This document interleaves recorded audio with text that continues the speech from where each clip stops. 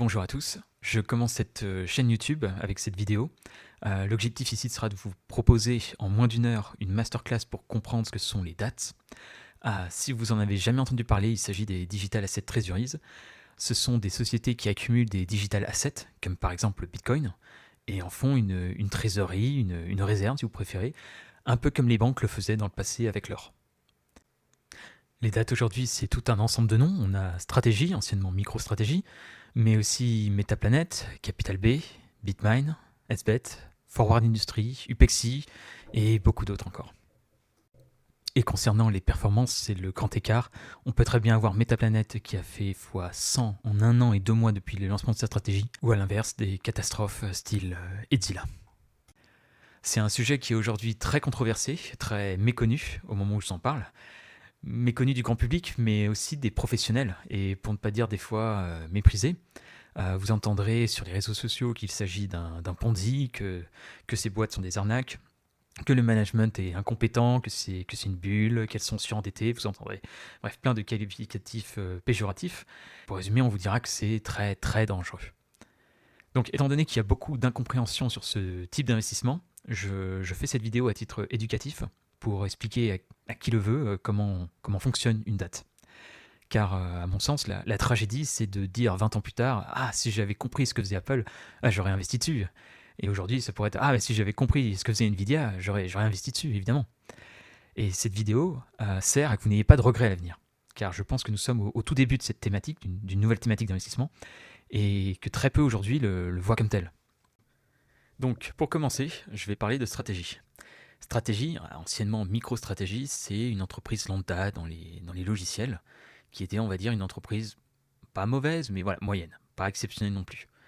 Et en août 2020, en fait, MicroStrategy a pris la décision d'acheter du Bitcoin et d'abandonner quasiment en fait son ancien business pour se concentrer uniquement sur l'acquisition de Bitcoin. Ils se débarrassent de tout le cash, ils se débarrassent de tous les actifs et font un pari, voilà, full Bitcoin. Et dès qu'ils obtiennent un peu de cash, évidemment, pouf, ils transforment et c'est du Bitcoin. Donc radical. Ils deviennent en fait ce qu'on appelle une DAT, une Digital Asset Treasuries. Et là, pour ceux qui apprécient, on parle de Bitcoin Treasuries. Et en choisissant cette stratégie, MicroStrategy a réussi à faire 30 x 30 en 5 ans. C'est plus qu'NVIDIA, pour donner un comparatif. NVIDIA, sur à peu près la même période, faisait x 18. Mais ce qui est surprenant, c'est que le Bitcoin, lui, n'a pas fait x 30. Il a fait x 10. Bon, c'est énorme, mais sur la même période, il n'a fait que x 10. Donc la grande question, c'est mais comment MicroStrategy en fait a fait et comment en fait fait une date pour générer cette surperformance? Eh bien, pour ce faire, elle va utiliser deux mécanismes que sont l'arbitrage equity et la dette. Donc tout le monde est familier avec la dette, et souvent un malentendu, c'est de penser qu'en fait les dates ne fonctionnent que par la dette. Bah oui, c'est facile, vous superperformez le Bitcoin parce que vous mettez de la dette, et en plus c'est super risqué. Non, non, la dette est faite déjà de manière intelligente, on le verra par la suite, mais c'est même pas le sujet principal. En réalité, ça représente à peine 20%. Et quand je vous dis 20%, c'est même pas d'un point de vue comptable, c'est d'un point de vue de la compréhension. Le plus important, et ce que je veux vraiment que vous compreniez, c'est l'arbitrage equity. C'est le plus important de loin. Donc, on va se concentrer sur l'arbitrage equity. Pour vous expliquer le mécanisme, je vais devoir vous expliquer le concept de MNAV, mais je vais le faire de manière extrêmement simple, vous allez voir. On revient sur notre exemple de MicroStrategy. Tout d'abord, il faut que vous imaginez le prix du Bitcoin. Vous avez transformé votre boîte. Maintenant, il n'y a plus que du Bitcoin. Quand on regarde dans vos comptes, on n'y trouve plus rien, pas de bureau, pas d'équipement, pas de cash, juste du Bitcoin. Or, votre entreprise, elle est cotée en bourse, donc il faut qu'on la valorise. Et pour ça, ce qu'on va faire, c'est qu'on va dire, normalement, logiquement, elle devrait valoir ce que vaut ses avoirs en Bitcoin. Sa valeur en Bitcoin, on appelle ça la NAV, devrait justifier sa valorisation. Ça devrait tendre vers ce chiffre. Et donc, ce qu'on va observer, c'est qu'en fonction de cette valeur de Bitcoin, le prix de votre boîte devrait tendre vers sa valeur en Bitcoin. Vous devriez observer une très forte corrélation. Sauf qu'en bourse, il y a de la volatilité, et parfois votre entreprise, en fonction des paniques ou des euphories de marché, elle sera valorisée au-dessus ou en dessous de sa valeur réelle.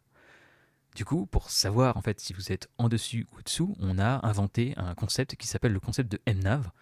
Pour faire très simple, en fait, c'est un multiplicateur qui va déterminer si vous êtes surévalué ou sous-évalué par rapport à vos actifs en Bitcoin. Très simplement, si vous êtes sous-évalué, on va dire que votre MNAV est inférieur à 1, on pourrait par exemple voir 0,8 ou 0,5 fois la MNAV. 0,5 fois la MNAV, ça voudrait dire que vous êtes 2 fois moins cher que ce qu'elle vaudrait en théorie. A l'inverse, survalorisé, on dira que votre MNAV est supérieur à 1. On peut même parfois arriver à 2 fois, 3 fois et même plus. Mais la logique veut que vous tendiez vers 1 fois la MNAV. Pour résumer, la valeur en bourse de vos actifs, en Bitcoin, est survalorisée quand elle est supérieure à 1 et survalorisée quand elle est inférieure à 1. Les variations de MNAV, vous devez les voir un peu comme les variations de la psychologie de marché. Le marché est parfois déprimé, et donc vous aurez une MNAV inférieure à 1, et parfois il est euphorique, et vous aurez une MNAV supérieure à 1. Et du coup, vous allez me dire, c'est très bien, mais on s'en fiche un peu quand même. À la fin, si la valeur c'est 1, une fois la MNAV, un Bitcoin bleu, vous aurez acheté à travers une date, ou un Bitcoin orange, que vous aurez acheté en pur, c'est la même chose, ça ne change rien. Donc la bonne question, c'est pourquoi acheter une micro-stratégie si c'est pour acheter du Bitcoin? C'est à peu près la même chose. Qu'est-ce qui change? Eh bien, ce qui change, ce sont les variations du prix pour un même asset. Les deux sont censés être du Bitcoin, et donc c'est ça qui va vous permettre d'avoir des opportunités d'arbitrage. Maintenant, vous imaginez un marché où vous avez, je sais pas, des pommes à 1 $, et vous avez un autre marché juste à côté où les pommes sont à 2 $. Ce que vous allez faire, c'est que vous allez acheter les pommes à 1 $ et vous allez les revendre à 2. C'est le principe de l'arbitrage. Eh bien, en orange, là, vous voyez, vous avez le prix du Bitcoin, et en bleu, vous avez le prix, entre guillemets, de votre Bitcoin. Et ça va vous paraître étrange, mais des fois, en fait, souvent sur les marchés, les compagnies comme MicroStrategy ne sont pas valorisées une fois leur Bitcoin. La plupart du temps, elles sont valorisées plus ou en dessous, à cause de la volatilité des marchés. Quand votre MNAV est positive, ici sur mon exemple, par exemple, vous voyez une MNAV de 2 fois. Bon, alors faut imaginer un graphique logarithmique, c'est pas fait par échelle. Ce que vous voulez, c'est vendre votre Bitcoin en bleu, qui est surpricé, et acheter un Bitcoin classique. Et donc comment on va faire? Eh ben, on va faire ce qu'on appelle de la dilution. Alors, je sais qu'il y a des gens qui vont grincer les dents, mais vous inquiétez pas, j'expliquerai en détail après. Pour rester très simple, vous voulez faire de la dilution, c'est-à-dire, grosso modo, vendre vos propres actions. Et en vendant vos propres actions, vous allez gagner du cash. Et avec ce cash, vous allez pouvoir acheter du Bitcoin. Donc, vous inquiétez pas, je vais essayer d'expliquer ça simplement. Dans cet exemple, votre MNAV est supérieure à 1, elle est même égale à 2. Ce que vous voyez, c'est que votre Bitcoin est valorisé à 200 €. Alors que le vrai Bitcoin, là, vous voyez sur le graphique, c'est écrit 100 €. Vous dites, je suis complètement surévalué et je vais en profiter. Donc, je vais vendre une de mes actions, je vais gagner 200 € et je vais acheter un Bitcoin. Je vais payer 100 €. À la fin de l'histoire, j'ai gagné 100 €, donc je suis positif. Mais par contre, je n'ai pas perdu de quantité de Bitcoin parce que dans les faits, j'ai vendu un Bitcoin bleu, pour acheter un Bitcoin orange, ok, mais les deux c'est du Bitcoin, donc j'ai pas perdu de quantité de Bitcoin. Par contre, j'ai gagné 100 en cash, 100 € de cash. Et avec ces 100 € de cash, déjà ça me fait un petit matelas, un petit surplus, mais ce que je peux faire, c'est tant qu'à faire, je vais acheter un deuxième Bitcoin avec ces 100 €. Donc en fait, ce qui s'est passé, c'est que j'ai vendu un Bitcoin bleu pour acheter 2 Bitcoins orange. C'est comme si j'avais, vendu une pomme verte. Et le prix, on me dit, une pomme verte, ça vaut 2 pommes rouges. Si vous estimez que ces 2 pommes ont la même valeur, vous avez même réussi à avoir un peu plus de pommes, en l'occurrence ici de Bitcoin, vous avez augmenté votre quantité. Petit aparté pour prévenir sur la dilution. La dilution n'est pas un problème en soi. Il y a beaucoup d'investisseurs en fait, qui imaginent la dilution, ils vont regarder ce graphique et ils vont dire, oui, en fait, pour moi, la dilution, c'est synonyme de l'entreprise me vole de l'argent. Pourquoi il y a des gens qui pensent ça? Simplement parce qu'en fait, quand vous diluez, ce qui va se passer, c'est que vous allez créer des shares, vous allez créer des actions. Donc en fait, ça revient à dire que vous, je ne sais pas si on disait que la totalité de MicroStrategy est possédée par 10 actions, vous possédez une action, donc vous avez un dixième de MicroStrategy. Si je vous dis, je vais créer, 10 autres actions, maintenant il y a 20 actions sur le marché, et vous ne possédez non pas un dixième, vous allez posséder un vingtième. Donc vous allez perdre, dans ce cas-là, vous allez perdre 50% en une journée. Ça fait beaucoup. Mais en fait, ce qu'il faut bien voir, c'est que ce qui se passe, c'est que c'est exactement comme si le dirigeant de MicroStrategy, donc Michael Saylor, il arrivait et il prenait en fait directement du cash dans votre poche. Je sais que ça peut faire peur à certains, mais Ce qui se passe, c'est que directement, en fait, seller, il arrive et il dit, bah écoutez, je te dilue, je sais pas, je vais dire de 10%. C'est comme s'il allait se servir dans votre poche, prendre votre argent et dire, bah vous avez perdu 10%, donc vous voyez les cours de bourse, vous avez perdu 10%. Mais en fait, ce qui se passe, c'est que ces 10%, ils sont pas disparus. Ce cash est allé dans la poche de l'entreprise. Et toute la question est de savoir, est-ce que ce cash va être utilisé de manière intelligente ou pas? S'il est utilisé de manière, on va dire, stupide, c'est-à-dire que ça va être négatif pour l'entreprise, on va appeler ça dilutif.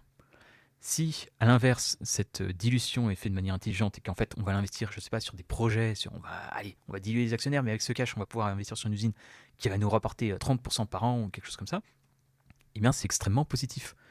Et donc, dans ce cas-là, on parlerait même de dilution accrétive. Et je le prouve dans la prochaine slide. Et boum, là, vous avez peur. Mais vous inquiétez pas, en fait, ça c'est vraiment pour les personnes qui veulent entrer dans le détail. Si vous avez pas besoin et que en fait, vous comprenez tout simplement cette logique d'arbitrage, si ça vous semble clair, limpide, vous n'avez pas besoin d'entrer dans les maths. Mais maintenant, si vous voulez vérifier que je dis pas des bêtises et que vous voulez entrer dans le détail et faire des calculs, je vous propose un exemple. Donc, on commence. Donc, l'objectif de cet exemple, c'est quand même de vous montrer que si vous êtes actionnaire d'une de ces sociétés, ça ne se fait pas contre vous. C'est important. Et donc, on va imaginer, vous êtes un investisseur, vous avez investi sur une entreprise, bon, on va dire que c'est MicroStrategy, tiens. Et cette entreprise, elle est définie par 100 actions sur le marché. Il y a 100 actions en circulation sur le marché, voilà. MicroStrategy a, imaginons, 10 bitcoins dans sa réserve de bitcoin. Donc, voilà. Quand vous achetez une action, si on fait le ratio bitcoin par action, vous avez 0,1 bitcoin par action. En fait, c'est très simple, c'est-à-dire que si vous achetez une action, vous avez 0,1 bitcoin. Et maintenant, vous imaginez un beau matin que vous vous réveillez et vous avez Michael Saylor qui va vous dire, bah, écoutez, je vais vous diluer, on va créer 10 actions. 10 actions par rapport aux 100 actions, ça représente une augmentation de 10% de la masse d'actions. Donc, en fait, ça revient à dire, on va vous diluer de 10%. Vous allez perdre 10%. OK ? Et avec cet argent qu'on va récolter, on achète du Bitcoin. Petit aparté, hein, pour bien comprendre, en fait, quand vous diluez, parce que vous allez me dire, oui, tu rajoutes des actions, comment moi je gagne du cash? En fait, ce qui se passe, c'est que l'entreprise trouve un accord avec une banque où elle dit, bah, on va créer 10 shares en plus, mais vous nous trouvez les gens qui vont l'acheter directement. Donc en fait, je sais que c'est pas très intuitif, mais voilà, il faut imaginer qu'en fait, ces actions sont créées et automatiquement vendues à des gens qui avaient prévu de les acheter. C'est un accord. Et donc maintenant, ce qu'on va voir, c'est est-ce que cette dilution est intéressante en fonction de la MNAV. C'est ce dont je vous parlais auparavant, c'est qu'en fait, si votre MNAV est inférieur à 1, votre action est sous-évaluée. A l'inverse, si votre MNAV est supérieur à 1, votre action est surévaluée. Moi, ce que je vous ai expliqué, c'est que vous voulez faire de la dilution lorsque votre MNAV est positive. Et à l'inverse, quand votre MNAV est négatif, vous ne voulez surtout pas diluer, parce que ça reviendrait à dire je vais vendre mon Bitcoin qui est sous-évalué et je vais acheter quelque chose de surévalué. Vous allez perdre de l'argent si vous faites ça. Vous voulez faire l'inverse. Vous voulez vendre ce qui est surévalué et vous voulez acheter ce qui est sous-évalué, ou du moins pricé normalement. Donc on commence, vous avez une MNAV qui est égale à 1. Ce qui va se passer, c'est que maintenant vous avez 110 actions, donc vous venez de créer 10 actions supplémentaires. Et ces 10 actions supplémentaires, vous allez les vendre illico presto tout de suite. Et donc vous allez gagner 10% de cash. Ça revient à dire en fait que vous allez gagner les 10% que les actionnaires ont perdu. Les actionnaires ont théoriquement perdu 10% et vous gagnez ces 10% en cash. Donc en fait, c'est un simple transfert. Et avec ces 10% de Bitcoin, ces 10% de cash, vous allez les acheter en Bitcoin. Si vous regardez, en fait, 10% de cette valeur que vous venez de diluer, en fait, ça revient à dire je vais acheter un Bitcoin. Donc en fait, vous allez vous retrouver avec 11 bitcoins, divisé par le nombre de shares avec celles nouvellement créées, c'est-à-dire 110, ça vous donne un bitcoin par action de 0,1. C'est exactement ce qu'on avait avant. Donc en fait, absolument rien n'a changé pour les actionnaires. Et maintenant, dans un cas où en fait la MNAV est positive, donc on va prendre le cas où la MNAV est égale à 2, c'est ce qui est le plus simple pour comprendre le phénomène, vous avez 110 actions, à nouveau. Vous allez vendre les 10 actions, sauf que cette fois vous allez avoir 20%. Pourquoi ? Parce qu'en fait, vous avez pris 10% de vos actionnaires et 10%, dans cet exemple, ça vaut 10 actions. 10 actions, ici, ça représente un bitcoin. Sauf que là, ce que vous vendez, c'est quelque chose qui est complètement surévalué. Il est surévalué non pas une fois, mais 2 fois. Donc en fait, vous allez vendre un bitcoin doublement cher. Donc vous allez gagner en fait pour moins 10% dilué, parce que c'est juste des créations d'actions. Sauf que ces actions, là actuellement, elles ne valent pas enfin 10 actions ne vaut pas 1 bitcoin, ça vaut 2 bitcoins.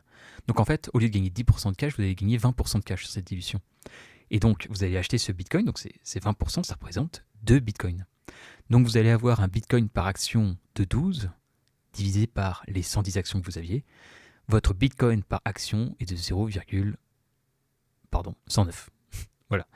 Donc vous avez plus 9% de valeur ajoutée à l'actionnaire. Et c'est magnifique. Et si vous poursuivez en fait ce raisonnement, ce que vous voyez, c'est que vous avez cet exemple pour 2 fois la MNAV, donc plus 9%, 1,5 fois la MNAV plus 4,5, et MNAV égale à 1, ça ne change rien. Et vous voyez que en fait, si votre MNAV est inférieur à 1, bah, vous voyez que c'est négatif. Et en réalité, en fait, tout ça, j'ai envie de dire, c'est pas évident, mais ça se résume au simple fait de cet exemple. Et si vous comprenez cet exemple, ça n'est jamais que de l'arbitrage. C'est tout simple en réalité. Et donc si vous comprenez cet exemple, vous comprenez parfaitement, instinctivement, tous les calculs qu'il y a derrière cet exemple. Et donc si vous avez suivi jusqu'ici, est-ce que la division en fait est une mauvaise chose ? Eh ben non, en fait. Et c'est ça qui est fondamental, qu'il faut comprendre. L'arbitrage equity permet de récolter la survalorisation. En fait, quand vous avez des actions, vous voyez qu'elles sont survalorisées et vous dites, bon, bah, la seule chose que je puisse faire, c'est attendre. Ou alors, si vous avez des actions et que vous pensez que c'est survalorisé, en général, vous vendez. En fait, quand une action est survalorisée, vous vous dites, bah, je suis obligé d'attendre en fait qu'il y a un actionnaire qui dise, ah, c'est survalorisé, je vais vendre. Et vous attendez que l'action diminue. Et là, en fait, ce qui se passe, c'est que vous avez un nouvel acteur qui arrive dans le champ et qui est l'entreprise, tout simplement, qui dit, bah, écoutez, si ça vous fait rien, moi, je sais en tout cas que c'est surévalué et je vais vendre à votre place. Donc l'action descend, mais en fait l'action aurait descendu de toute manière, si vous y réfléchissez. Ça aurait simplement profité à un autre actionnaire qui ne sera peut-être pas vous, vous allez peut-être prendre la descente. Et là, en fait, vous avez l'entreprise qui vous dit, non, mais vous gardez vos actions, moi, je vais vous diluer, vous allez perdre de l'argent, mais en fait cet argent, il ne va pas n'importe où, il va dans l'entreprise dont vous avez les titres. Et si ce que je fais avec cet argent, c'est positif, bah, vous préférez être dilué par l'entreprise plutôt que de voir un autre actionnaire, un de vos voisins, qui dit, bah, j'ai vendu avant toi. Parce que dans ce cas-là, vous y gagnez absolument rien. Donc, pour résumer, l'arbitrage equity permet de récolter la survalorisation et vous voyez en fait cette survalorisation qui va être récoltée par la dilution et qui permet d'augmenter la réserve de Bitcoin. Et donc, pour revenir à notre schéma, si vous avez compris ça, vous trouvez ça, vous trouvez ça fantastique normalement, parce que vous vous dites, on a trouvé un moyen de récolter, de mettre à profit la survalorisation. Mais si vous réfléchissez, vous vous dites, mais attendez, on peut aller encore plus loin, parce que l'arbitrage, ça marche dans les deux sens. Et donc, qu'est-ce qui se passe une fois que la MNAV est négative ? Vous n'allez pas diluer, vous avez vu que c'était pas une bonne chose. Mais peut-être que vous pouvez faire l'inverse. Et donc, une des choses qu'on pourrait faire, c'est faire ce qu'on appelle un programme de rachat d'actions. Autrement dit, vous n'avez pas arrêté d'accumuler du Bitcoin, ce que vous allez faire, c'est vous regardez vos coffres et vous dites, je vais vendre un Bitcoin et je vais racheter une de mes actions. On regarde ça en particulier ici. Donc, dans cet exemple, la MNAV est inférieure à 1. Elle est même de 0,5 ici. Ce que vous voyez, c'est que le Bitcoin devrait valoir 20 € et vous, le marché ne vous aime pas du tout. Donc vous avez tout le monde sur X qui dit que vous faites de la merde. Et le marché décide que votre Bitcoin ne vaut que 10 €. Oui, vous êtes surendetté, vous allez faire faillite et tout ça. Et donc, ce que vous allez pouvoir faire, c'est dire, je vais vendre un de mes Bitcoins. Vous gagnez 20 €. Vous achetez une de vos actions, donc c'était un Bitcoin bleu, encore une fois c'est la même chose, la quantité ne change pas. Vous achetez un Bitcoin bleu et vous avez fait 10 € de cash. Et si vous voulez pousser le bouchon, vous dites c'est 10 € de cash, autant acheter un deuxième Bitcoin bleu. Donc vous aurez vendu un Bitcoin orange pour 2 Bitcoins bleus. Et ces Bitcoins sont censés être la même chose. Par contre, il y a un bémol, c'est que ce template, en fait, quand la MNAV est négative, n'a jamais été encore vraiment mis en pratique par les dates. Donc en fait c'est un peu moi qui me mouille en vous montrant ça. Je pense que c'est un business en fait qui fonctionnerait également quand la MNAV est négative. Que là pour le coup ce que je vous montre, je m'avance et peut-être que je me trompe, mais je pense vraiment qu'en fait ça fonctionnerait et que très peu de gens le comprennent. Et je pense très sincèrement que tous les gens qui travaillent dans les dates le comprennent, mais ne veulent pas l'appliquer pour des raisons idéologiques. Et quand je parle de raisons idéologiques, c'est absolument pas pour leur jeter la pierre, absolument pas, mais tout le travail de communication de Michael Saylor, ça a été justement de promouvoir son idée avec des slogans, notamment le slogan « You do not sell your Bitcoin ». Vous ne vendez pas vos bitcoins. Imaginez la réaction du marché le jour où vous voyez Stratégie vend ses bitcoins. Même si on pourrait expliquer après que c'est pour du rachat d'actions, il y a un grand niveau de méconnaissance du sujet et parfois, je trouve, de malhonnêteté qui fait que vous pourriez avoir une panique et même voilà, une réaction très très négative si vous observiez ça dans les titres. Panique que je souhaiterais parce que je trouve qu'en fait elle donnerait une immense opportunité, donc moi ça me dérangerait absolument pas, mais je pense qu'il y a, voilà, il y a l'idée d'inspirer la confiance plutôt que de servir de la volatilité et du chaos. Mais je voulais rajouter en fait cette petite citation de Phong Le, le PDG de MicroStrategy. Oui, parce qu'en fait Phong Le est le PDG de MicroStrategy, Michael Saylor est le fondateur. Il reste, mais officiellement le CEO c'est Phong Le. Et dans une interview que je regardais, il a dit « Mon espoir est que notre MNAV ne passe pas en dessous de 1, mais si c'était le cas et si nous n'avions pas accès à d'autres sources de capital, nous vendrions du Bitcoin. Ce serait un dernier recours. » Je m'avance, hein, mais la façon dont c'est interprété, c'est évidemment « Ah, ce serait pas bien, mais voilà, il y aurait vraiment pas le choix. » Je me trompe peut-être, mais je pense qu'il est en train de préparer un peu l'opinion publique, ses shareholders du moins, et le marché, à ce type de modèle. Mais peut-être que je m'avance, mais je pense que ce serait extrêmement accrétif. Dans le sens, ce serait vraiment un très bon modèle à appliquer. Bref, toujours est-il que je vous ai montré qu'en fait, le business fonctionnait quand la MNAV était supérieure à 1 et quand la MNAV est inférieure à 1. Et en fait, ce schéma, je pense qu'il explique bien l'arbitrage equity. Tout est dedans. En fait, ce que vous voyez, c'est que le prix de votre action va évoluer avec le temps. Et en fonction que vous êtes au-dessus de la MNAV ou en dessous de la MNAV, vous pouvez avoir un moyen d'obtenir du cash. Et ouais, vous avez sur MicroStrategy, mais c'est pas dit de cette manière, mais vous avez du cash flow. Vous avez le moyen d'obtenir en fait des petits coupons lorsque votre MNAV est inférieur à 1, même si ça, actuellement, c'est pas encore appliqué. Mais en tout cas, quand la MNAV est supérieure à 1, vous avez le moyen de générer un peu de cash. Et avec ce cash, qu'est-ce que vous faites? Vous achetez du Bitcoin. Et donc, en fait, le super pouvoir en fait, de la date, c'est qu'elle augmente la quantité à travers le temps. C'est-à-dire que votre quantité de Bitcoin, en fait, elle va grossir à force que le temps passe et que la MNAV, qu'elle soit supérieure ou négative, est récoltée. Et donc, en fait, c'est comme ça que je réponds à la question, en fait, quelle différence avec le Bitcoin? C'est la même chose? Et non, MicroStrategy, contrairement à le fait d'acheter un Bitcoin simple, est capable d'augmenter la quantité de Bitcoin sur le temps long. Si vous prenez par exemple un ETF pour ceux qui ne sont pas familiers, c'est une manière, on va dire, officielle d'avoir du Bitcoin dans les marchés entre guillemets régulés, normaux. Vous achetez un Bitcoin, et je sais pas, dans 1 an, 2 ans, 5 ans, 10 ans, vous aurez toujours un Bitcoin. En plus, dans les ETF, vous avez des frais de management. Donc bon. Et si vous achetez une date, que vous êtes actionnaire d'une date, vous allez parier sur l'augmentation de la quantité de Bitcoin. Donc vous aurez un Bitcoin et en fonction des arbitrages, des opportunités d'arbitrage, donc ça reste volatile, vous ne pouvez pas le prévoir, vous ne pouvez pas l'anticiper, vous avez potentiellement une augmentation de la quantité de votre Bitcoin et vous pouvez vous retrouver dans le futur voilà, avec plus de Bitcoin. Donc non seulement avec la date, vous faites, j'ai pas traduit ici, vous faites un pari sur l'augmentation du prix et sur l'augmentation de la quantité. Et c'est ce double pari qui explique en fait ce phénomène d'amplification de la date. Voilà, principalement. Et donc, pour revenir à ce template, là, vous avez votre modèle parfaitement expliqué. Cette slide suffit à expliquer l'arbitrage d'equity utilisé par MicroStrategy et par toutes les dates et les futures dates qui arriveront. Je pense qu'on est qu'au tout début. C'est extrêmement simple une fois que vous avez compris, mais il faut quand même passer par des calculs parce que le phénomène de dilution est suspicieux pour beaucoup de gens, à raison. Et donc, si vous arrivez en fait à comprendre le phénomène de dilution, le phénomène de rachat d'actions et comment c'est intéressant, et en fait de comprendre ce qu'est une dilution accrétive et une dilution dilutive, donc une bonne, une mauvaise, vous comprenez le template. Et donc, si vous comprenez ce template, vous comprenez pourquoi Stratégie superforme Bitcoin et a en réalité plus de chances de le superformer que de le sous-performer sur le temps long. Si vous êtes arrivé jusqu'ici, vous avez compris normalement à peu près 80% du business des dates et vous n'avez pas vraiment besoin d'aller plus loin. Maintenant, c'est si vous voulez vraiment comprendre d'un point de vue, je dirais, de la gestion du risque, parce que vous êtes quelqu'un de soucieux et que vous vous dites il y a de la dette, je veux faire attention à cette dette, je veux la comprendre. Eh bien, bienvenue pour la partie 2 sur la façon de faire de la dette intelligente. Cette dette, on va la faire en deux parties. En fait, vous avez deux types de produits qui sont utilisés pour faire une dette, on va dire, calibrée pour ce genre de business.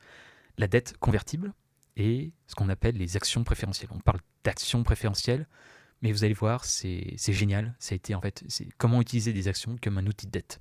Quand on n'est pas familier, ça paraît compliqué, mais bon, vous inquiétez pas, je vais vous expliquer ça simplement. Voilà. Et donc, on s'attaque à la dette convertible. Donc la dette convertible, c'est très simple, c'est une dette. Sauf qu'à la fin, vous pouvez la changer en action. Je vous montre ça dans un exemple. Vous prêtez 1000 euros sur 5 ans pour, disons, 2%. Ça aurait pu normalement être plus élevé. Si ça avait été une dette normale, vous auriez pu demander peut-être du 8%. Simplement, comme c'est un convertible, vous allez accepter deux choses. Vous allez accepter que le rendement sera moins élevé. Et deuxièmement, vous avez la possibilité de la transformer en action pour une valeur présente des 1000 euros que vous avez aujourd'hui. C'est un super avantage, sauf que vous allez accepter une deuxième chose, c'est que vous allez accepter que si vous faites une conversion, vous aurez une prime à payer de 40%. Ça peut vous paraître élevé, mais dans le cas de MicroStrategy dans le passé, on avait même vu une prime à 55%. Qu'est-ce qui va se passer ? Donc on va prendre en fait le point de vue d'un investisseur, et un investisseur qui a plutôt l'habitude d'investir dans de la dette, donc il est plus prudent, il n'aime pas la volatilité, mais il sent qu'il y a quand même un coup à jouer. Il trouve que sur le long terme, quand même, cette action devrait prendre de la valeur.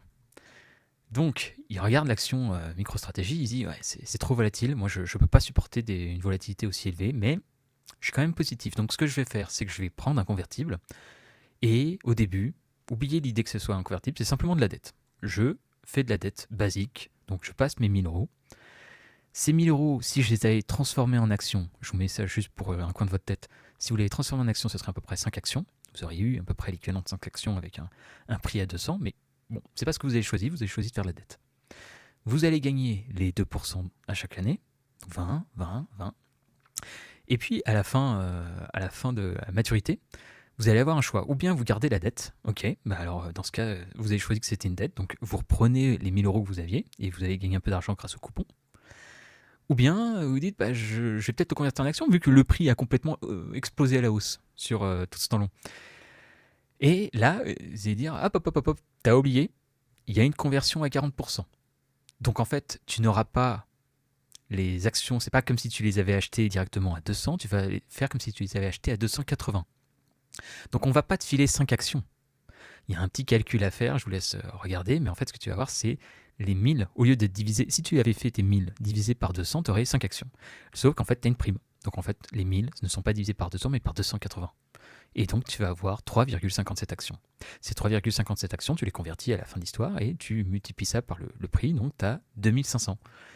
Et donc en fait, le choix que tu auras à la fin, c'est de dire est-ce que je garde la dette ? Bah c'est idiot, parce que tu vois que le prix il a explosé. Et donc tu te dis bah je convertis et j'ai 2500. Si tu avais directement acheté des actions, tu serais encore plus élevé qu'aux 2500, je crois. Tu serais plus de 3000 en tout cas. Donc voilà, c'est une manière intermédiaire de gérer son risque tout en s'exposant à potentiellement de la performance. Maintenant, vous comprenez en fait l'intérêt qu'il y a pour des investisseurs à prendre une dette convertible. Mais la question c'est, quel est l'intérêt pour Michael Saylor, pour MicroStrategy, de faire ce genre de dette ? Eh bien, la raison pour laquelle en fait on va utiliser des dettes convertibles plutôt que des dettes classiques, c'est que dans une dette classique, vous devez rembourser le principal. Et c'est ce qu'on voyait. Si vous aviez gardé la dette, MicroStrategy aurait dû rembourser 1000 euros. Ce qui n'est pas très intéressant parce que eux, en fait, ce qu'ils font avec cet argent qu'ils empruntent, ils achètent du Bitcoin. Ce qu'ils veulent pas, c'est après avoir à rendre du cash, parce que s'ils doivent rendre du cash, bah, ils sont obligés de vendre des Bitcoins, donc ça pose un peu problème. Ce qui est intéressant avec la dette convertible, c'est qu'en fait, au lieu de vous rembourser le principal avec du cash, on vous le rembourse en actions. Et donc, il y a un avantage et un défaut. L'avantage, c'est que c'est rapide et facile en termes de source de cash pour acheter du Bitcoin. Le souci, c'est que ça dilue un petit peu les actionnaires. C'est-à-dire que, vous avez vu, on vient de créer 3,57 de mémoire, 57 d'actions. Donc ça dilue un petit peu l'actionnaire. Mais après, c'était aussi dans l'intérêt de MicroStrategy de faire ça, et c'est quand même dans l'avantage de l'actionnaire parce que ça nous a permis d'acheter du Bitcoin. La question, c'est est-ce qu'on l'a acheté à un bon prix ? Et c'est ça qui est à vérifier sur les dettes convertibles. Je viens de vous donner un exemple ici, un peu vous imaginez le prix du Bitcoin sur le très long terme. Ce que vous avez envie de faire, c'est de la dette convertible quand vous estimez que le Bitcoin est sous-évalué. vous le faites dans cette zone-là parce que vous allez avoir une maturité. Et donc, à la fin de cette maturité, vous avez envie que le prix du Bitcoin et aussi de votre action soit beaucoup plus élevé. Parce que celui qui aura pris votre dette convertible, eh ben, il va la convertir. Il va la convertir en action. Vous diluez un peu l'actionnaire, mais c'est un mal pour un bien parce que ça vous a permis d'acheter du Bitcoin quand peut-être il était vraiment pas cher. À l'inverse, ce que vous ne voulez pas, c'est faire des convertibles quand vous estimez que le Bitcoin est dans une phase en haut de cycle, qu'il est surévalué. Ça, vous ne voulez pas parce que le risque, c'est que déjà, ça ne soit pas forcément votre avantage d'un point de vue d'acheter la commodities, le Bitcoin. Mais en plus, dans 5 ans, vous allez devoir rembourser le principal. Ah, mais si vous n'avez pas de cash dans les trésoreries, il va falloir vendre du Bitcoin, le vendre au pire moment. Ça, c'est le risque que vous voulez absolument éviter. Mais voilà, c'est le template. Et en parlant de template, en fait, si vous remarquez comment j'ai dessiné en fait le prix du Bitcoin dans une sorte de canal, imaginez que ce canal est très très long terme. En fait, ce schéma est inspiré de ce qu'on appelle la loi de puissance pour le prix du Bitcoin. La loi de puissance apparaît clairement, en fait, lorsque vous observez sur un graphique des ordonnées exprimées de manière exponentielle, donc 100, 1000, 10 000, et des abscisses également exprimées de manière exponentielle. Vous voyez qu'en fait, le time frame devient de plus en plus court et serré. En fait, si vous croyez en ce modèle, et c'est même statistiquement prouvé, hein, cette fonction explique quelque chose comme 94 ou 95% du temps le prix du Bitcoin, donc c'est assez significatif. Si vous poursuivez ce modèle, le Bitcoin devrait générer, en tout cas sur la prochaine décennie, au moins 30% par an. Si vous poursuivez en fait ce modèle vraiment au plus loin possible, ce qui devrait apparaître en fait, c'est que le Bitcoin devrait de moins en moins apporter en termes de rendement. C'est-à-dire que là actuellement vous serez peut-être encore, on devrait même être à 40-50 en ce moment, mais potentiellement voilà 30%, et puis dans 5 ou dans 7, 10 ans, il ne vous rapportera plus que 20, puis après plus que 15, puis après plus que 10. Et en fait, c'est une relation d'une certaine manière entre l'échelle, la capitalisation du Bitcoin, et plus en fait celle-ci sera immense, plus celle-ci rapportera moins. Et donc en fait, ce qui est assez fascinant, c'est que ce modèle est parfaitement cohérent avec une vision d'adoption du Bitcoin à long terme. Et donc si vous vous fiez à ce modèle, vous dites, si j'ai quelque chose qui peut me rapporter du 30% par an, ce qui est quand même pas négligeable, et vous dites, j'ai aucun problème à m'endetter à 5, 6, 8, 10% par an. Et donc, j'ai aucun problème à faire des convertibles, j'ai aucun problème à faire de la dette. Et le prochain instrument qu'on va regarder, c'est ce qu'on appelle les actions préférentielles. Ah, et voilà, on attaque enfin le meilleur pour la fin, les actions préférentielles. Alors, les actions préférentielles, en fait, c'est très simple, ce sont des actions, mais on va y ajouter des règles, on va y ajouter des spécificités, si vous voulez. Donc, par exemple, je vais vous faire acheter une action qui s'appelle Stretch, qui est une action préférentielle proposée par MicroStrategy. Et cette action, c'est très simple, elle doit se traiter à 100. Et si vous achetez Stretch, vous gagnez un dividende de 10%, qui vous sera payé sous forme de petits coupons par mois. Donc en fait, c'est comme si vous aviez un petit salaire.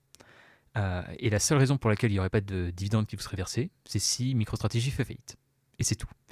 Alors, pour ceux qui savent, oui, il y a d'autres règles, mais là, pour le moment, j'y vais de manière assez simple. Et donc, pour vous donner une petite idée, MicroStrategy en fait a créé plusieurs actions préférentielles. Donc là, vous avez Stretch en rose, mais vous en avez d'autres qui s'appellent Strike, Strife, Stride. Ouais, d'accord, je sais, c'est compliqué niveau nom, mais on va se concentrer que sur Stretch et je vais vous donner un exemple avec Stretch et vous allez très bien comprendre parfaitement. Donc, vous achetez Stretch et en achetant Stretch, vous allez supposer qu'en fait cette action doit tendre vers 100 euros, supposons. Et évidemment, comme c'est une action, elle est volatile, donc des fois elle sera en dessous à 90, et puis des fois elle sera au-dessus à 110. Et ce Stretch, donc, va verser 10% par an de dividendes à ses actionnaires. Donc, vous avez acheté, vous recevez 10%, et là je vous donne le point de vue de MicroStrategy. MicroStrategy perd 10 euros à chaque fois, chaque année. Et évidemment, qu'est-ce qui se passe avec MicroStrategy ? C'est que s'il y a survalorisation, ce qu'ils font, forcément, c'est qu'ils diluent. Et donc, ils réappliquent encore ce schéma d'arbitrage, simplement pour aller un peu vite. Ils ne le font pas en fait seulement sur les actions, leurs actions à eux, mais également sur cette action préférentielle. En fait, si vous voulez comprendre tout ce qui se joue derrière, c'est que cette action ressemble furieusement à une dette. Cette action, en fait, c'est comme si vous disiez, j'achète quelque chose, en fait, je me fiche de la volatilité, je me fiche du prix, pas trop, faut pas qu'il y ait trop de volatilité, mais si la volatilité est quand même maintenue et que globalement je tends vers 100, ah, c'est exactement comme ce que je vous avais montré avec le convertible. Vous savez, vous donnez 1000 euros et vous espérez recevoir 1000 euros à la fin avec des petits coupons. Là, vous avez mis, je sais pas, une somme d'argent. Vous espérez que cette somme d'argent va rester sur long terme, mais tout ce qui vous intéresse, c'est les dividendes, les 10% qui tombent par an. Et ce qui va se passer, c'est qu'évidemment, quand il y a beaucoup de gens qui vont acheter Stretch, l'action risque d'être surévaluée par rapport à ce qu'elle devrait valoir, entre guillemets. Et là, Michael Saylor, il se dit, je vais diluer. Je vous prends de la poche du cash. Mais ok, supposons que voilà, vous êtes dilué, et pour le coup, vous êtes franchement dilué. Enfin, il n'y a pas de compensation avec derrière, on achète du Bitcoin et vous êtes intéressé. Votre action va diminuer, supposons, mais vous vous en fichez, parce que du moment qu'elle reste en fait dans un range, vous ne faites pas ça pour gagner de l'argent comme sur MicroStrategy, vous espérez faire x10, x30, que sais-je. Tout ce qui vous intéresse, c'est les 10% de dividendes que vous gagnez. Et toute la dilution que Michael Saylor va faire, elle va servir en fait à financer d'autres achats de Bitcoin. Un point aussi important, c'est qu'en fait, le dividende n'est pas fixe. Le dividende peut diminuer, voire il peut même augmenter. Et ce qui va se passer, c'est à la discrétion de l'entreprise, à la discrétion de stratégie. Ils peuvent décider, par exemple, si l'action, ils voient qu'elle est trop faible, ils peuvent dire, écoutez, on ne va pas vous verser du 10% seulement, on va peut-être augmenter à 11%. Actuellement, d'ailleurs, Stretch est passé à 11%. Et c'est une manière d'inciter qu'il y ait de nouveaux investisseurs qui vont acheter l'action, et s'ils arrivent à la faire monter, après, vous activez la dilution. Mais donc, je sais que ça peut être un peu flou pour des gens qui ne sont pas dans la finance, mais en fait, c'est une action qui agit comme une dette. Autrement dit, si vous avez un profil de risque qui est plutôt prudent, vous n'avez pas trop envie, vous n'aimez pas la volatilité, vous n'avez pas envie d'investir sur MicroStrategy, vous pouvez acheter par exemple Stretch, et ce produit, en fait, cette action agira comme une dette. C'est-à-dire qu'elle va tendre vers 100, et en fait, vous vous fichez de savoir si elle monte ou elle descend, du moment que ce ne soit pas trop, parce que ce qui vous intéresse, c'est les 10%, potentiellement les 11, peut-être 12, peut-être 9, mais les à peu près 10% de dividendes qui vous sont versés. Et si survalorisation il y a, c'est pas un problème, il y a une dilution et ça bénéficiera à l'entreprise. C'est une manière en fait pour stratégie, et c'est génial en fait quand on y pense, d'inciter des gens qui ne seraient pas les clients premiers de MicroStrategy, parce que les clients premiers, en fait ceux qui sont intéressés par MicroStrategy, c'est surtout des gens qui sont des actionnaires. Vous achetez des actions, vous espérez faire une bonne performance, et bien vous avez une grande partie de la population finance qui ne sont que intéressés par le rendement. Et donc, en fait, c'est une manière de s'adresser à eux, de leur proposer un véhicule et de pouvoir potentiellement, s'il y a de la survalorisation, récolter du cash. Petit aparté, mais en fait, si vous vous souvenez du schéma que je vous ai montré avec la loi de puissance et que ça démontrait que le Bitcoin pourrait potentiellement rapporter du 30% par an, verser un dividende de 10%, pour vous, si vous avez cette vision, ce n'est pas un problème. Et donc vous pouvez augmenter, oui, 11, 12, 13%, du moment que vous pensez que vos bitcoins vous rapporteront beaucoup plus. Alors il y a peut-être des petits malins qui vont me dire, ouais mais alors, dis donc, tu nous parlais tout à l'heure d'un phénomène de dilution par le haut, par la survalorisation, mais pour la sous-valorisation, peut-être que tu pourrais aussi rajouter le rachat d'actions préférentielles, parce qu'on pourrait très simplement dire, si c'est sous-évalué, MicroStrategy pourrait racheter ses actions préférentielles. Et au début, j'étais parti pour dire ça, et puis j'ai remarqué que j'avais tort de penser ça, tout simplement parce qu'en fait, si votre Stretch se situe, disons, 90, on est sous-évalué. Le dividende, on peut l'augmenter à, disons, 12-13%. Si vous avez du cash et vous êtes Michael Saylor, est-ce que vous préférez acheter Stretch qui va vous, entre guillemets, rapporter du 12-13% ou Bitcoin qui est censé vous rapporter du 30%? C'est ça le truc, c'est que si vous pensez que Bitcoin va vous rapporter du 30% actuellement, Stretch ne sera intéressant que si vous êtes vraiment aux alentours de, je sais pas, 70. 70, en fait, pour remonter la pente, vous ferez 30% de performance. Là, ça peut être intéressant, mais peut-être qu'à ce moment, le Bitcoin, c'est encore tellement pas cher que peut-être que Bitcoin fera 40-50% dans le template imaginé. Donc, ce que je veux vous dire, c'est qu'en fait, potentiellement, MicroStrategy pourrait trouver ça intéressant, mais je pense qu'ils ne le feront pas parce qu'il faut quand même faire plaisir un peu aux gens qui achètent l'action préférentielle et pas faire trop tomber l'action, mais MicroStrategy pourrait très simplement diluer cette action préférentielle beaucoup plus bas, même si elle était en dessous de 100, ce serait toujours intéressant pour elle, et ce serait théoriquement pas un problème pour les actionnaires de cette share préférentielle qui s'intéresseraient avant tout aux dividendes. Après, voilà, il y a un équilibre, vous n'avez pas envie non plus de faire perdre 30-20% à des gens qui surtout ont un profil de risque très risque adverse. Ces gens ne veulent pas de risque, donc ce serait pas logique. Mais d'un point de vue purement mathématique, ce serait intéressant de diluer même en dessous de 100. Mais c'est pas quelque chose qu'il faudrait qu'ils fassent.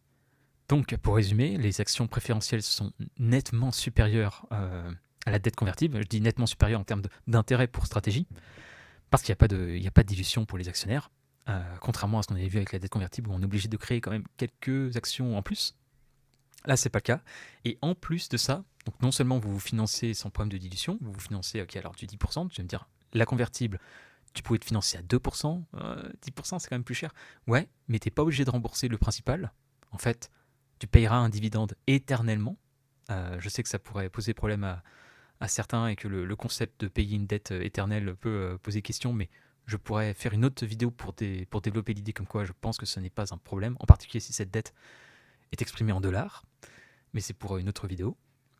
Toujours est-il qu'ici, il n'y a pas de dilution pour l'actionnaire principal de MicroStrategy, il y a même une dilution en réalité pour ceux qui achètent on va dire ces actions un peu annexes pour les profils de dette, d'investisseurs dette, mais eux, ça leur pose pas de problème parce que ce qui les intéresse, c'est le dividende et c'est pas la performance. Ils n'achètent pas Stretch parce qu'ils pensent que Stretch devrait faire 40% en termes d'appréciation de prix. Et l'autre avantage, je le disais, c'est le fait que vous n'avez pas de maturité, donc il n'y a pas besoin à un moment, au bout de 5 ans, de dire « Ah, toc toc toc, je voudrais que tu me rembourses tout mon cash. Ah, j'ai pas ton cash, donc il faut que je vende des bitcoins. » Ça poserait un peu problème dans le système des DATS. Et du coup, ce que vous observez, c'est qu'en fait, récemment, depuis qu'ils sont en train de commencer un peu à faire cette stratégie de préférentiel, ils veulent améliorer leur note de crédit. Note de crédit, en fait, c'est une sorte de référencement auprès des institutions de crédit, c'est pour emprunter. Et mieux sera la note de MicroStrategy, plus ils pourront lever du capital entre guillemets moins cher, donc à des taux d'intérêt moins élevés, 10, puis on passe à 8, puis on passerait peut-être à 6, et puis ça diminuerait. Donc ce qu'ils font, ça peut paraître étrange, mais ils font également une réserve de cash qui commence à accroître pour améliorer le rating. On pourrait aussi faire une vidéo sur ça, ça pose des questions, mais en réalité, on va dire que c'est plutôt une bonne chose. Bon, pour ceux qui sont arrivés jusqu'ici, donc félicitations. Et maintenant, je vais essayer de faire une sorte de petit résumé en fait de comment je perçois MicroStrategy et comment on peut l'imaginer. Donc, je vous ai fait un petit schéma d'un petit vaisseau, mon petit vaisseau spatial. Et pour vous donner en fait une idée, ce vaisseau spatial, il a un réacteur principal qui est l'arbitrage equity. Et donc, quand l'arbitrage equity, c'est ce que je vous montrais tout à l'heure, quand la MNAV en fait est différente de 1, donc surévaluée ou sous-évaluée, même si bon, sous-évalué, c'est pas encore un template appliqué, mais vous avez compris, dans théorie, c'est ce qui permet à votre vaisseau d'avancer. Donc c'est ce qui vous permet d'engranger petit à petit du cash qui est transformé en Bitcoin. Donc pour tous ceux qui disent qu'en fait MicroStrategy n'a pas de cash flow aussi, elle a un cash flow, simplement elle transforme son cash en Bitcoin.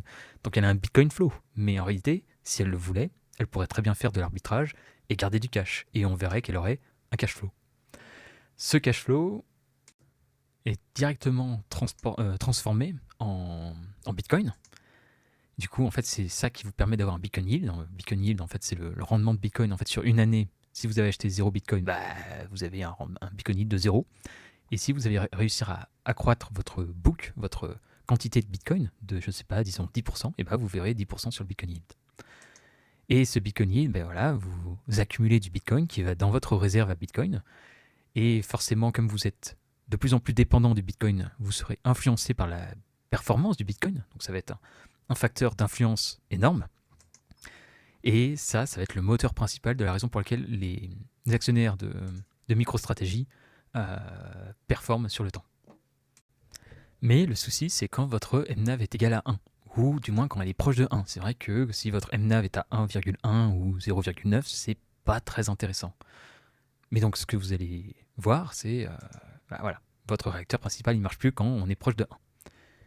Et donc là, ce que vous allez faire, c'est que vous allez faire de la dette. Donc j'aurais pu rajouter le convertible, mais j'ai préféré insister sur les actions préférentielles. Donc vous avez Strike, voilà, vous avez Stretch ici. Vous utilisez en fait des réacteurs secondaires, si je puis dire. Et c'est ça qui va faire avancer votre vaisseau quand le réacteur est en panne. Et donc avec ça, en fait, vous allez générer de la performance. Et à nouveau, vous avez du Bitcoin qui est accumulé. Alors peut-être un petit peu moins, mais voilà, c'est quand même un Bitcoin intéressant. Vous payez du 10%. Et vous espérez générer un peu plus de 30%. Le problème, c'est que voilà, vous payez des dividendes, donc vous allez avoir besoin de cash. Donc ce cash, il doit être proche de vos générateurs, parce que s'ils sont plus cash, eh ben, vos réacteurs ils vont exploser, vous allez avoir des problèmes. Et donc, vous avez ici le template de MicroStrategy avec son réacteur principal et ses réacteurs secondaires, et c'est exactement comme ça que je vois, en tout cas jusqu'à aujourd'hui, comment fonctionne une date. Donc vous pouvez vous arrêter ici, mais je vais continuer avec quelques slides juste pour illustrer la performance et essayer, en fait, là jusqu'ici j'estime que vous avez compris comment fonctionnait une date, mais est-ce que pour autant vous voyez à peu près comment fonctionne la performance du cours de bourse? Parce que en fait, une date, ce qui est intéressant, c'est d'investir dessus et d'essayer de savoir à peu près comment cette performance est générée. Et je vous l'explique dans les slides suivantes. Donc la première influence en fait d'une date, c'est l'actif référentiel. Donc là, je vous ai pris MicroStrategy. MicroStrategy va être influencé par le Bitcoin. Donc forcément, si Bitcoin bouge, MicroStrategy bouge, à la hausse ou à la baisse. Mais ce n'est pas tout. C'est-à-dire qu'on avait vu en fait avec ce système d'arbitrage, ça c'était l'exemple quand la MNAV est supérieure à 1, en fait, ça vous permet d'avoir du cash, et ce cash, en fait, il vous permet d'acheter du Bitcoin et de monter, je dirais, de manière presque indépendamment, en fait, de votre actif de référence. Évidemment, des fois, vous n'avez pas de possibilité d'utiliser l'arbitrage, donc en fait, vous utilisez la dette, les actions préférentielles. Et en fait, à utiliser ces deux réacteurs, non seulement vous allez bouger par vous-même, mais comme vous allez augmenter votre quantité, sur le long terme, votre quantité de Bitcoin, ce qu'on pourrait considérer comme votre MNAV égale à 1, c'est-à-dire en fait la valeur logique que vous devriez avoir en termes de Bitcoin, elle-même, elle va progresser. Ben oui, votre quantité augmente. Donc en fait, vous allez petit à petit, vous n'êtes pas seulement influencé par le Bitcoin, vous avez un minimum d'indépendance, et cette indépendance est tirée vers le haut plutôt que vers le bas. Donc c'est vraiment l'élément le plus intéressant, c'est l'accroissement de la quantité qui vous permet d'augmenter petit à petit votre NAV. Et c'est comme ça que vous voyez le template là, de MicroStrategy. Donc c'est les réserves de Bitcoin qui ont été faites par Strategy depuis qu'ils ont commencé leur stratégie. Beaucoup de fois le mot stratégie, dis donc. Bientôt fini. Pour les curieux, vous avez un papier de Yves Chouefati, président de l'Institut Tobam, qui a fait un papier avec son équipe sur comment, on va dire, calculer la performance de MicroStrategy. Yves Chouefati, pour moi, c'est un des pionniers dans la compréhension et l'étude des dates. Il propose de manière assez généreuse son papier. Son papier, en fait, est disponible au public. Vous pouvez y aller. Donc, en fait, si vous voulez savoir, vous tapez Yves Chouefati, vous demandez à une IA, peux-tu me donner le lien pour le papier de Yves Chouefati sur la performance de MicroStrategy, et vous aurez le lien assez rapidement. C'est pas long, c'est quelques pages, mais après, faut aimer les formules. Je vous la fais en très simple pour son papier. Pour trouver, en fait, pour expliquer la performance d'une boîte comme MicroStrategy, donc d'une date, votre performance va dépendre de votre Bitcoin Yield. C'est ce que je vous parlais, en fait, c'est le rendement Bitcoin. Donc là, j'ai mis sur une année, mais en réalité, bon, voilà, on va considérer que c'est un rendement Bitcoin sur un temps que vous définirez. Ensuite, ce sera la performance du Bitcoin, parce que forcément, je vous disais, vous serez forcément influencé par votre actif de référence, nécessairement. Attention, parce que dans le calcul de la performance du Bitcoin, il faut prendre en compte que vous allez avoir plusieurs achats. Vous allez faire des achats, comme on voyait sur le graphique de MicroStrategy, vous avez beaucoup d'achats de Bitcoin à des prix différents, donc il faut comptabiliser tout ça. C'est un travail d'orfèvre, on n'en finira pas, il faut automatiser nécessairement ce travail.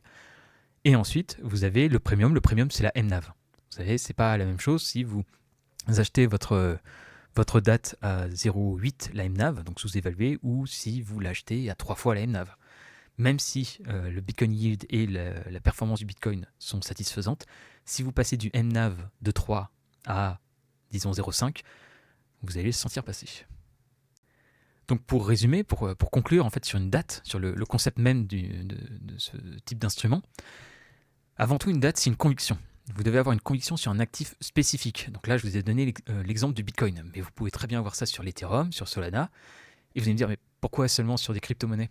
Vous pouvez aussi avoir sur l'or, par exemple. C'est ce qui a été fait peut-être dans le passé par certaines banques centrales. Sur les actions, potentiellement. C'est plus compliqué, mais il y a peut-être un template à imaginer. Et j'ai même envie de vous dire, en fait, sur les rates. Les rates, peut-être que vous n'êtes pas familier, mais c'est des entreprises qui font, en fait, d'une certaine manière, la même chose que MicroStrategy, mais ils le font sur l'immobilier. Donc, en fait, si vous comparez les deux modèles, vous dites, mais c'est marrant, parce qu'en fait, les rates diluent leurs actionnaires. Pour essayer d'acheter un petit peu plus d'immobilier. Donc ce qui est assez marrant, c'est qu'en fait on pourrait dire oui, mais en fait stratégie c'est rien de nouveau, c'est juste une rates. Simplement il ne le fait pas sur l'immobilier, il le fait sur la crypto-monnaie. Mais donc ça c'est la première étape, c'est avoir une conviction. La deuxième étape, c'est acheter. Et forcément il y a un moment où vous avez plus d'argent en poche, donc il faut trouver des manières de lever du capital. Vous en levez sur l'equity, à travers ce système qu'on a parlé d'arbitrage equity que j'ai développé, et à travers le concept de smart money, de intelligent leverage, tous les termes employés, pour parler d'une manière de lever du capital sans avoir de préférence à rembourser le principal. Et c'est un template évolutif. C'est-à-dire que là, je vous fais une vidéo aujourd'hui, peut-être que demain, il y aura une étape 4. Peut-être, on entend des discussions aujourd'hui, je crois, sur stratégie qui penseraient peut-être à faire des ventes d'options sur le Bitcoin pour avoir des primes, pour récolter encore un peu de yield. Donc, voilà, à voir. Et je termine avec quelques exemples de dates. Donc, je vous ai parlé de stratégie, vous voyez à peu près le monstre que c'est en termes de capitalisation, en tout cas par rapport à ses concurrents. Je crois que Metaplanet est la 4e plus grosse Bitcoin Treasury actuellement, à 4 milliards de dollars approximativement. Et si vous regardez en fait les graphiques à côté, Stratégie avait réussi depuis sa transformation de faire x30 sur 5 ans. Metaplanet, elle avait réussi à faire x100 en à peine 1 an et 2 mois. Vous avez aussi une petite française, Cocorico, Capital B, qui a fait x40 en 7 mois. Et vous voyez qu'il y a eu une forte correction de toutes ces actions, mais globalement, si vous regardez sur le long terme, et encore le long terme, là je vous parle de même pas 1 an, ça reste des stratégies qui ont été très payantes. Voilà, pas un conseil en investissement, aucun cas, mais j'espère que vous aurez appris quelque chose, ou si vous connaissiez déjà le sujet des dates, au moins que ça a été plus clair, que vous pourriez, si vous avez trouvé la vidéo intéressante, la partager à un ami. J'essaierai de faire de prochaines vidéos sur des sujets plus précis concernant les dates, peut-être pour répondre à des questions ou des points qui peuvent paraître encore flous. Mais voilà, pour dézoomer, je pense vraiment qu'on est au tout début, que c'est pas parce que 5 ans sont passés depuis que Stratégie a fait cette stratégie, pardon pour le mot, qu'il n'y a pas de place pour d'autres participants. Et je vois vraiment pas pourquoi en fait cette thématique n'existerait plus dans 10 ans, dans 20 ans. Compte tenu de tout ce que je viens de vous expliquer, le mécanisme est tellement simple que je ne vois pas pourquoi cette stratégie d'investissement ne resterait pas valable pour les prochaines décennies. Et à titre personnel, il s'agit d'une thématique sur laquelle je suis très confiant sur le temps long. En tout cas, c'est la fin de cette masterclass. Merci à tous pour votre attention et félicitations pour être arrivé jusqu'ici. Bonne chance dans vos investissements et que la division soit avec vous.